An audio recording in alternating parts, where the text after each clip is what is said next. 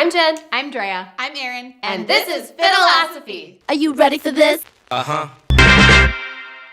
Erin, I'm just super curious about why you decided to start a blog. I mean, we know you from IMS, and we had so much fun working with you there, but to We miss you.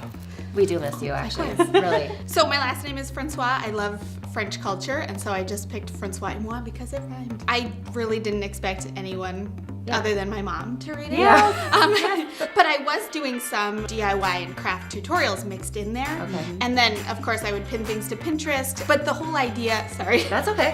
But the whole idea is to just create a meaningful home that's as individual as you are. You knew that you wanted to start this. Did you have a love for DIY and crafting before you started this blog? Have you been doing this forever? In our basement, my mom had all these craft materials because she liked to do that as well. So I would just take the hot glue gun and I would make things, and so I've really liked making things since I was very little. In our world, we call the trend high-low. In your world, it's DIY versus buy. Do you have advice for people on either of those things? The reason I choose to DIY something is if I can't find it as a purchase, or it's way out of my price range. If I know it's for sale somewhere, I try not to replicate that too closely because I don't want to step on toes and, That's But I tricky love too. that you probably could. That's amazing. Yeah, well, I mean...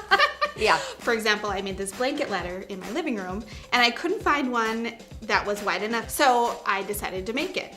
So in that case, if I can't find it in stores, then I'll make it myself. Yeah. We are coming to your place. We're going to do Teach us how to use a saw. DIY tutorial at your place. It's very It's gratifying. empowering. Yeah. It is. Yeah. Yep. To have something that you love, that you're like, I made this. Yeah. Yes. I made this.